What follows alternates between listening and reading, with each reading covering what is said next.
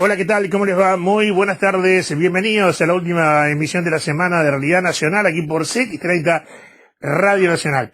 Hasta la hora 16, 3 horas de análisis, noticias, comentarios, mucha información. El duplex con Radio Internacional de Rivera de 14 a 15, como siempre. En contacto con ustedes, Iván Murer. Después, en un ratito, se integra Marcelo también a la emisión del programa. Y como todos los viernes, ya es una sana costumbre, como siempre digo, tenemos en análisis el comentario de nuestro querido amigo, el doctor Alberto Escabrel. Un gusto, Alberto, buenas tardes. ¿Cómo estás, Iván? Y bueno, y a todos, y un fuerte abrazo a Marcelo, que hace tiempo que no hablo con él, y bueno, que soy admirador de él, así que un fuerte abrazo. Bueno, perfecto. ¿Cuánto tema para hablar, Alberto? Sí, te dejo la iniciativa, porque en realidad es tan variado que, por supuesto, que hay algunas noticias que tienen que ver con la propia actividad política.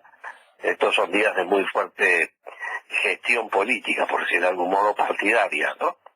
Es decir, la preparación de las internas, que es el lanzamiento de las candidaturas, como todos sabemos, tiene todo un juego de entramado, lo de juego con mayúsculas, pero me refiero, es todo un entramado interesantísimo, ¿no? Que va generando adhesiones, van definiendo los apoyos a los diferentes precandidatos posibles.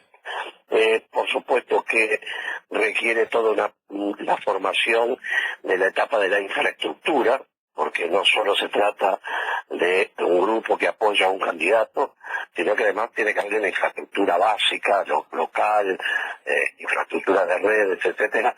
Es una etapa de enorme trabajo. Anoche tuvimos una cena muy linda con Orsi, y digo, en Salto las cosas salieron muy bien, pero en todos los partidos se está moviendo fuerte.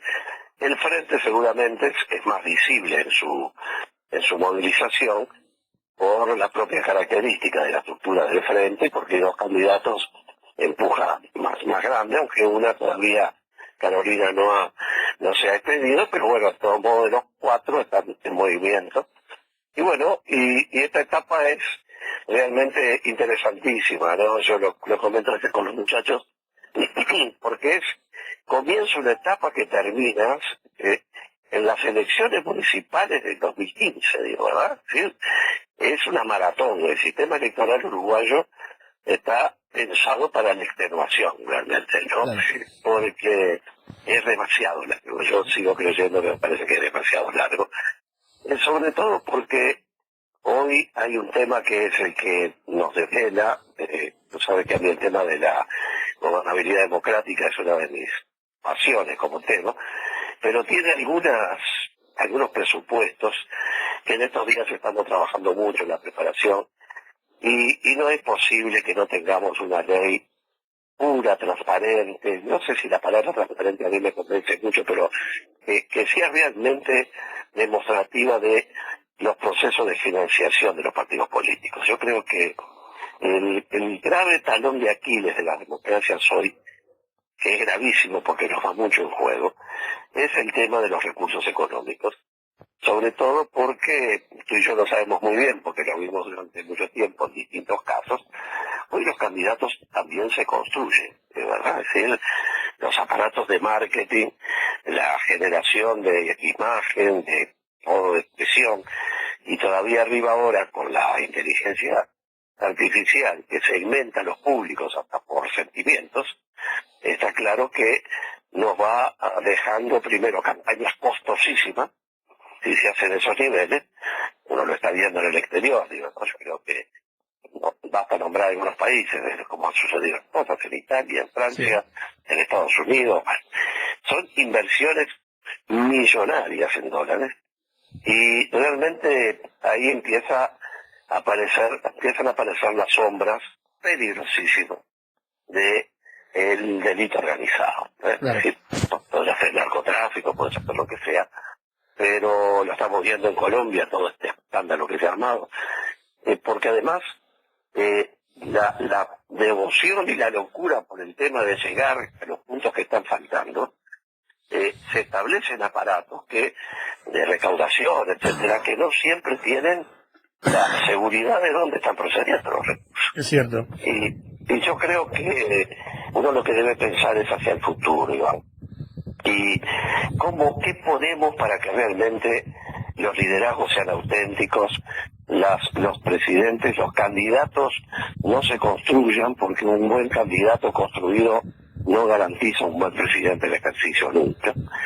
Y el otro día leía un artículo en una revista europea que decía que ahora en Europa, para poder postularse un cargo, primero la gente, el candidato o candidata, se mirara en el espejo, y si veía que no tenía el atractivo suficiente, por talentoso que fuera, ni se presentara, ¿no? Es decir, pero quizás es una exageración, pero también es cierto que toda esa construcción es muy compleja, siempre lo fue, pero ahora es muy costosa, y la preocupación más grande cuando no se trata solo de partidos que involucran mucha gente, que ahí ya es más fácil, pero cuando se trata de partidos que son más de cuadros, más selectivos, bueno, la única garantía que tenemos, Iván, es una ley de financiamiento de los partidos muy sólida. Yo recuerdo haber trabajado algo en el proyecto pasado, que al final se acuerdan que hubo un voto que faltó de un diputado del Frente Amplio que no la quiso votar, y bueno, y no tuvimos ley, y después el sistema político no lo ha querido, porque el sistema político nos cuesta mucho la autorregulación. Claro. Y bueno, entonces es preferible que las cosas sigan en este tema, para que tengan en claro, para que se tenga en claro, hay que mostrar las cuentas hoy existe esa obligación de cómo se financia un partido, quiénes son los principales donantes, todo eso. Esa es la puesta en escena, porque después, de pronto, por ejemplo, todos supimos que un minuto de televisión en un canal costaba un precio diferente según el partido que fuera, por ejemplo. Sí, entonces, si eso es así, el dueño tiene todo el derecho a hacerlo, bueno, pero la diferencia, pongámosla como una donación. Y todavía es opinable si tiene derecho, pero vamos a ser generosos, ¿no? Entonces, a lo que voy es que el gran desafío que tenemos hoy es en lo que estamos haciendo mucho hincapié, es en que tiene que ser un compromiso político.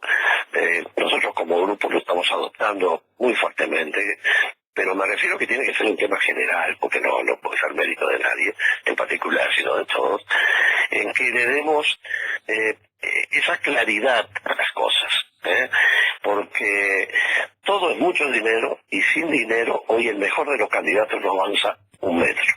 Y no olvidemos lo que hablamos tú y yo siempre, de una elección interna de voto voluntario en pleno invierno, que hay que ver también los procesos de apoyar a la gente a que vaya a votar, estimularla para que vaya a votar, que no solo voten los que tienen más poder de ser trasladados o están más encuadrados en partidos. En fin, creo que los que creemos en la igualdad a punto de partida, de generar oportunidades y todo lo demás, en una de esas nos estamos perdiendo posibles candidatos formidables por falta de medios, y de pronto estamos estoy hablando universalmente, perdiendo personas muy, pero muy importantes por parte de medios, y otros construidos en forma artificiosa, que luego que se instalan en el poder, obviamente van agarrando el oficio de sus entornos. Pero ¿cuántos nos perdimos de calidad de gestión en un mundo que le está faltando mucha calidad de gestión? Yo creo que, en una palabra, a mí me enseñaron hace muchos años que una cosa es el buen criterio o el sentido común, y la otra cosa es el buen sentido, ¿no? Claro. Yo creo que está haciendo falta eso, ¿no? Pero bueno, ahora, preocupaciones entre otras. Sí, Alberto, yo tengo dos temas. Uno creo que está vinculado con lo que estás hablando, ¿no? No creo que ningún candidato pudiera presentar un programa de gobierno sin pensar en el buen relacionamiento con la región, que vos de esto sabes mucho. ¿Cómo ves la realidad de la región? ¿Cómo mirás a Argentina, por ejemplo, con un candidato como Milei, que quiere derrumbar todas las estructuras, que quiere cerrar el Banco Central, que quiere dolarizar la economía? ¿Nos afecta eso? O sea, ¿tenemos que tener en cuenta lo que pasa en Argentina para después poder ver cómo nos acomodamos nosotros, o no? Sí, Argentina es un referente ineludible, ¿no? Es decir, uno podrá la gente querer más o menos, pero está claro que es un país gigantesco. Es fantástico, fantástico. Fantástico. Si Buenos Aires estuviera en Europa haríamos viajes para ir a ver como vamos a Madrid. Es decir, yo siento una profunda admiración por Argentina. Los argentinos han dado gente de un nivel excepcional en cualquier actividad que uno piense, desde lo científico, lo artístico, de lo deportivo, a lo cultural.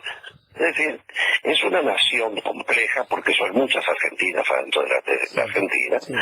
Diría que hay hasta más de un Buenos Aires, bastantes, pero está claro que es un referente ineludible que no ha encontrado o perdido a lo largo del tiempo en un punto de, visto de afuera y con todo respeto, porque hablar de otro país siempre es complejo, pero como estamos bastante vinculados, más allá de la vecindad, ha perdido como el punto de coagulación, ¿no? Es decir, no se nota la aparición de corrientes ideológicas que tengan representación política que realmente se comprometan con lo colectivo desde la seriedad en un pueblo que se le ha venido acostumbrando al populismo como mensaje. Pero verdad, es decir, el hecho de que un tema que quiero dejar en claro, el otro día vi a Milei en un programa en YouTube en una universidad dando una conferencia, ¿no? En donde él es docente. Quedó clarísimo que tiene una formación académica profunda el sujeto. Sí, profunda. Sí, claro. Ahora, segundo, seguramente en un debate técnico, ningún candidato en ese terreno que él domina, que es la economía, etcétera, podría ganarle, por decir alguna cosa. Ahora, cuando un personaje de esa naturaleza, suponiendo que está en equilibrio de todas sus condiciones personales, termina disfrazándose, no sé si de Batman o de Superman, no sé de qué cosa, y hace esos gestos que parece salido de un ataque agudo de problemas mentales graves, y insulta y quiebra el sistema por todos lados. Antes de entrar a lo que dice, estamos hablando de la gestualidad. Y esa gestualidad lo impone en la opinión pública. Uno dice, bueno, llamó la atención, como tiene fondo para decir algunas cosas, y después empieza con algunos temas que son realmente preocupantes. Quiero primero que nada dejar dicho que ganar las PASO, ganar esas elecciones previas, en el sentido de tener un 30% y el 20%. No quiere decir ganar la presidencia, claro. No quiere decir ganar la presidencia, y puede ser, yo no digo que no, pero ni tampoco asegura que cómo va a ser este fenómeno futuro. Pero sí está claro que si esto se replica solo parlamentariamente, va a tener más allá de que gane o no gane la elección, no ganándola, va a tener un peso muy fuerte de legisladores en las bancadas, tanto de las dos cámaras, y también es cierto que hay que ver este tipo de liderazgo que tiene algo de mesiánico, cuánto tiempo sostiene la estructura y la estructura lo sostiene a él. Eso también es un tema que hemos visto ahora. Tú haces una pregunta muy profunda, muy compleja, que uno puede entrar a arañar como puede hacer con una realidad que recién está incipiente. Pero veamos. Uno de los buques insignias que él tiene es la supresión del Banco Central. El Banco Central, digo que es una idea, pero en realidad en Uruguay surge la Constitución del 66, de 1973, de la reforma. Bueno, el Banco Central es un banco de bancos. En realidad, para el Banco Central no hay secreto bancario, por ejemplo, no precisa autorización de nadie, está controlando el sistema financiero permanentemente para ver los flujos y los flujos monetarios, y tiene una superintendencia absoluta por el sistema bancario, sobre el sistema bancario, que es el que garantiza a los ahorristas, a los operadores, que los bancos están gestionados medianamente bien. Esas cosas es muy importante, pero además tiene roles esenciales. Por ejemplo, es el que determina las tasas de interés, es el que maneja el tema de la emisión monetaria, y hablemos 30 segundos de cada una de esas cosas para ponernos más o menos en acuerdo. La cantidad de dinero que se emite tiene que ver con la cantidad de medios de pago que uno pone en circulación. Ahora, cuando uno emite un medio de pago y pone un billete de 100 arriba de la mesa, no está poniendo solo 100. Si en la medida que lo toma una persona, esos 100, comienza a circular bajo una premisa que en economía se llama velocidad de circulación. Es decir, ¿cómo circula? Todos conocemos la anécdota, que no está de más contarla cortita. No voy a hacer como cuando cuento un chiste con un amigo que le digo, si ya te lo conté, parame, porque acá espero que alguno no lo haya escuchado. Pero está la vieja anécdota de que, está contado de mil modos, un agente viajero llega a un pueblito.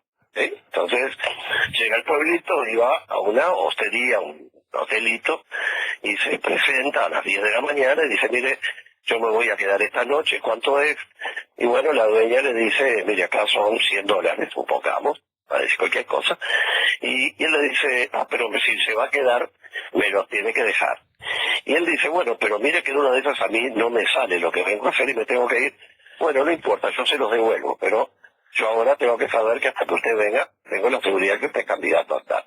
Y Dios saca $100 en efectivo, se los deja a la señora del hotel.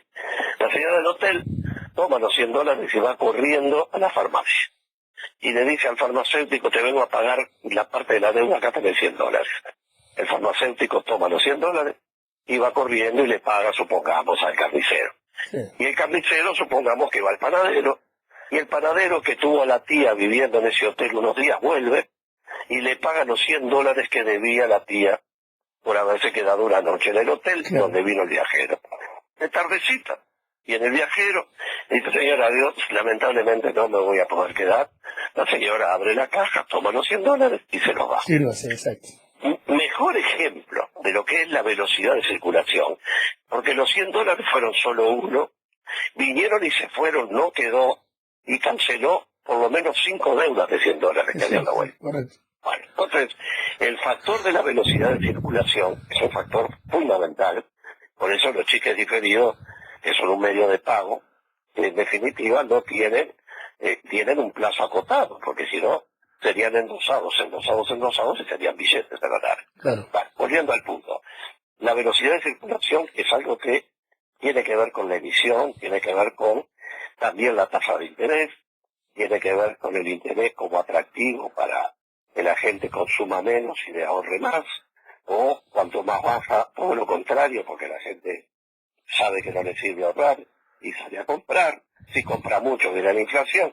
Es un pecado mortal el que estoy cometiendo, pero para que nos entendamos que si falta una autoridad que regule eso, si no es un banco central, que habitualmente está formado, por ejemplo, como en el caso uruguayo, con gente que tiene venia de todos los partidos políticos, no es un instrumento ciego del equipo económico de turno, es decir, es más, yo soy de los que creo que incluso debieran tener una duración mayor que el propio periodo de gobierno, o por lo menos no idéntica, pero esa es otra historia. Claro. El hecho concreto que suprimir el Banco Central, que solo hay un puñadito de países pequeños que no lo tienen y algunos que no les conviene tenerlo, no voy a dar nombres porque hay países amigos, pero muy poquitos, evidentemente es un golpe muy fuerte para la imagen de una economía potencialmente gigantesca como es la de Argentina, ¿verdad?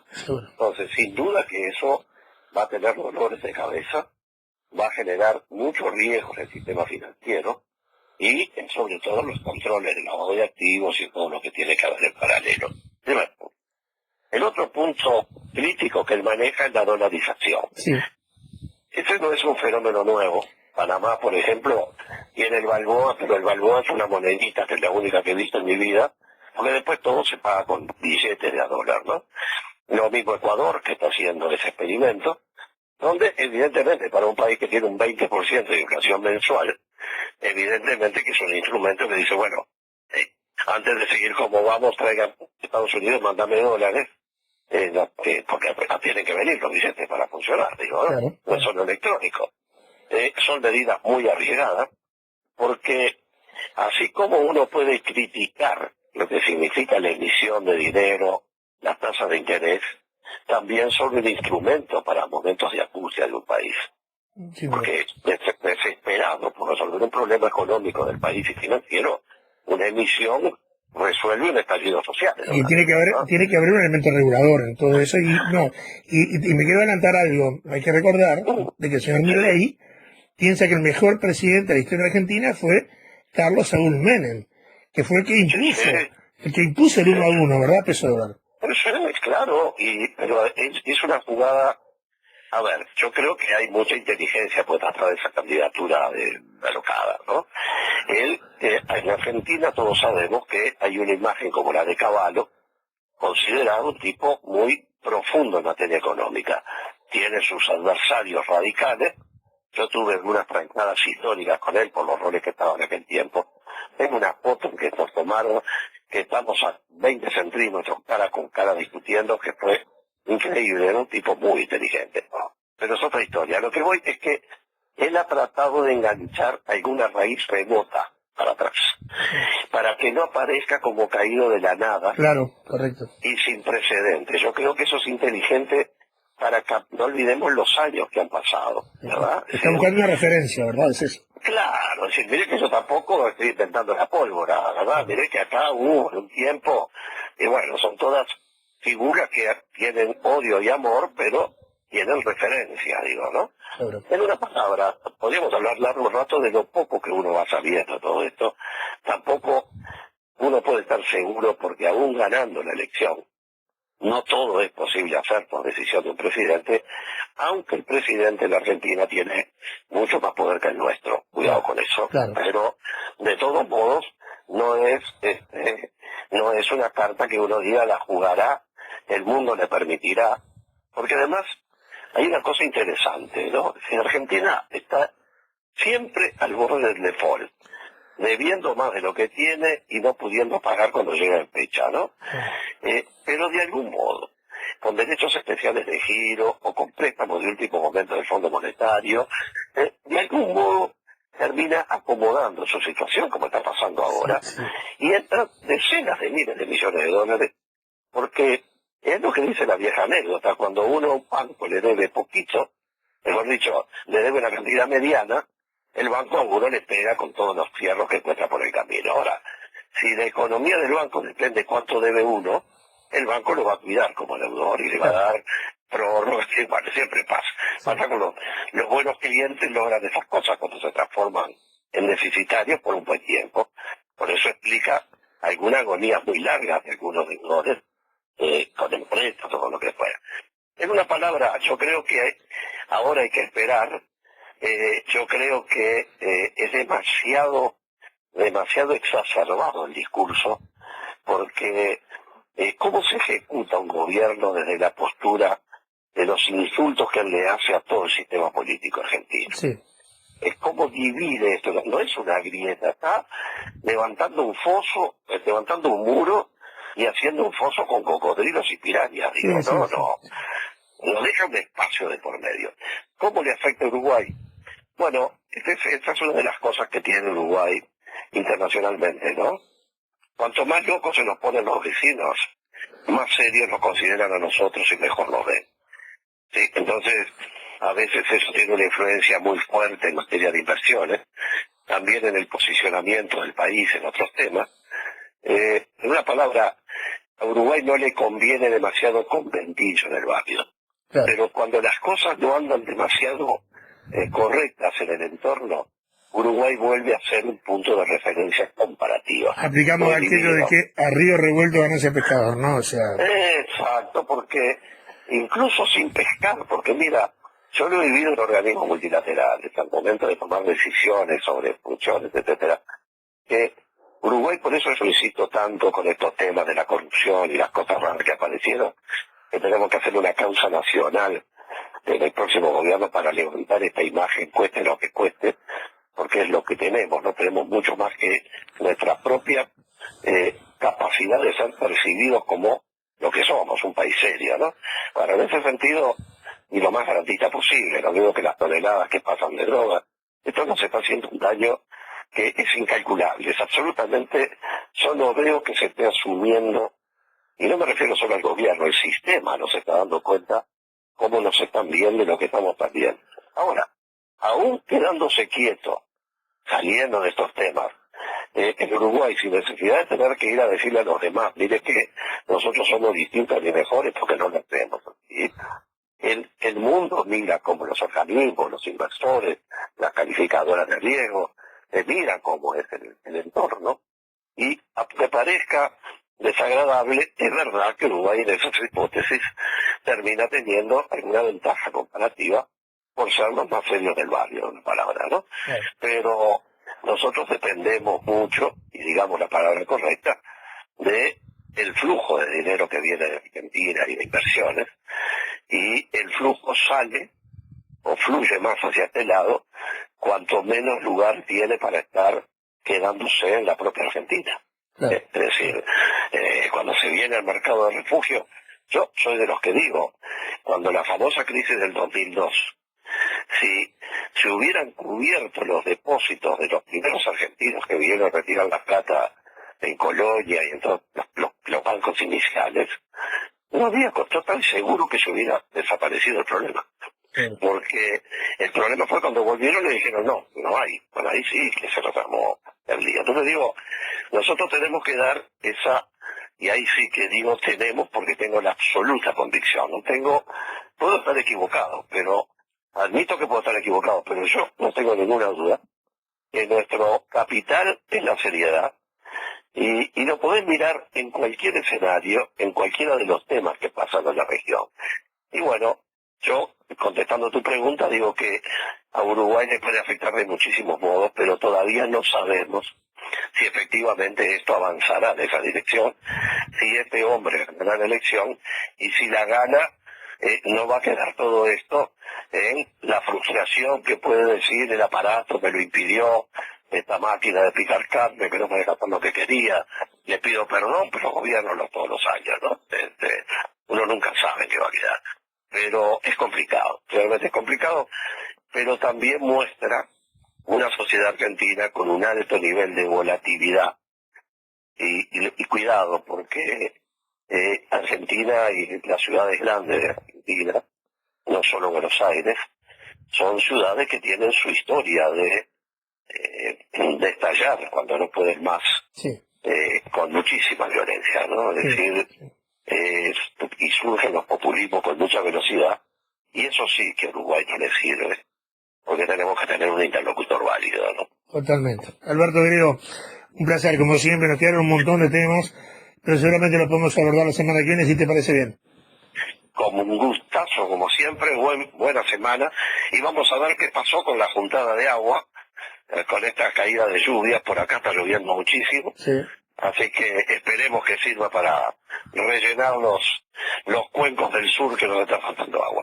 Abrazo grande para todos. Hasta la semana que viene, gracias Alberto. Estuvimos conversando con el doctor Alberto Scavarelli, como siempre un placer charlar con él y atender estos temas que son de candente actualidad. O sea, lo último que dijo este señor Milei en un programa es que si asume la presidencia, lo primero que va a hacer es romper relaciones con Brasil porque él no negocia con comunistas. Así nomás lo dijo. Por eso queda de orden hablar con nuestro amigo el doctor Scavarelli y preguntarle cómo veía la región, puntualmente allí, porque se sabe que Lula, por ejemplo, ya ha tenido algunos gestos para con nuestro país, uno de ellos es la firma de la binacionalidad del aeropuerto de Rivera, que no es un tema menor, y creo que es un hecho importante que no se le dio la relevancia que debía, me parece a mí, a nivel nacional, como siempre pasa, ¿verdad? El centralismo montevideano es terrible, y piensan que lo mejor, lo peor pasa solamente allá, o no, mejor, lo mejor pasa solamente allá, lo peor en cualquier lado. Y eligen el norte del país como el lugar a criticar. En fin, estas cosas pasan y lamentablemente nos hemos tenido que acostumbrar, pero creo que era bueno el análisis de nuestro amigo Alberto Scavarelli. Y por último, ya para cerrar este primer bloque, después viene Marcelo, y nosotros seguimos más adelante, Fiscalía pide el máximo de pena para el chico que mató a Valentina Cancela. Gurí, 17 años, creo que asistía a un colegio privado, de familia conocida, de apellido conocido. Ya se supo que lo que hizo fue asfixiarla para matarla, y el fiscal, el doctor Jorge Vaz, va a pedir la pena máxima para un menor de edad. Son 10 años la pena máxima. Este muchacho en este momento está alojado en dependencias de Nimisa, y tiene una fecha para el juicio y la condena final. Y si la fiscalía va a pedir 10 años, que es la máxima, lo que no quiere decir que el juez de la causa acepte la pena. Acá hay algún tema que es bueno de mencionar, y es el sistema volvió a fallar. Hay quien dice de que no está previsto que un menor de edad utilice tobillera electrónica. A ver, el doctor Cavalli, creo que es del Tribunal de Apelación, dice que el menor de edad puede tener tobillera. ¿Saben cuál es el tema? No una, dos juezas de violencia de género se negaron a tomar una medida de restricción para con el joven, y lo que hicieron fue informar, comunicar a las partes de que tenían que guardar un buen relacionamiento. Una locura todo esto. Yo quiero saber qué va a pasar con la jueza titular y la jueza subrogante, que fueron las que tomaron esta medida, que terminó más tarde esto iba a pasar, con la muerte de esta chiquilina. La vida no se la va a volver nadie. A Valentina y a la familia de Valentina no le van a volver la hija. El Poder Judicial no paga sus errores, no los paga. Esto la semana que viene lo voy a hablar con Alberto, porque Alberto conoce mucho de esto. Debería alguien hacerse cargo, ser responsable absolutamente por los errores cometidos. Porque esto así no podría quedar. ¿Verdad? Hubieron situaciones de violencia tales que, por ejemplo, en un día, la policía tuvo que intervenir porque este muchacho le estaba agarrando trompadas en la calle, a los gritos, a los insultos y pegando a él. Claro, no hubieron lesiones graves, bueno, tirón de oreja para cada uno de la casa. Pero después volvió a ocurrir esto. Y vuelta a lo mismo.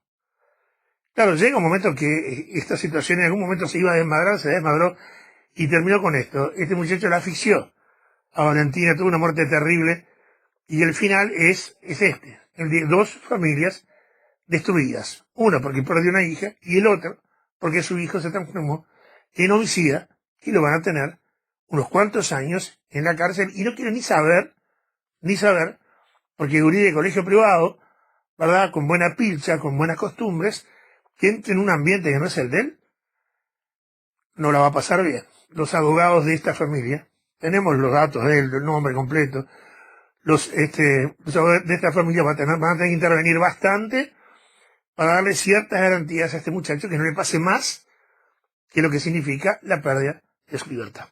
Nos vamos a la pausa, a la vuelta sigue Marcelo haciendo Realidad Nacional.